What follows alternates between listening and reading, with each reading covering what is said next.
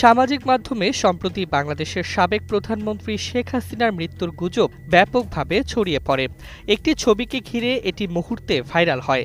দাবি করা হয় এটি নাকি শেখ হাসিনার অসুস্থ অবস্থার বা মৃত্যুর পরের কোনো দৃশ্য। কিন্তু অনুসন্ধানে প্রমাণ মিলেছে ছবিটি শেখ হাসিনার নয়, বরং প্রতিবেশী দেশ ভারতের ৮২ বছর বয়সী এক নারীর ছবি বিকৃত করে প্রচার করা হয়েছে। রিউমার স্ক্যানার ও ফ্যাক্ট ওয়াচের ফ্যাক্ট চেকে দেখা যায় মূল ছবিটি ভারতের ফার্স্ট পোস্ট এর মার্চ ২০২৫-এর একটি প্রতিবেদনে ব্যবহৃত হয়েছিল।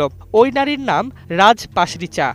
তিনি ভারতীয় সেনা কর্মকর্তার বিধবা। দিল্লি বিমানবন্দরে হুইল চেয়ার না পেয়ে হাঁটতে বাধ্য হন এবং গুরুতর অসুস্থ হয়ে পরবর্তীতে হাসপাতালে ভর্তি হন। সেই ঘটনাটি কিছু মহল রাজনৈতিক উদ্দেশ্যে সম্পাদনা করে শেখ হাসিনার নামে ছড়িয়ে দেয়।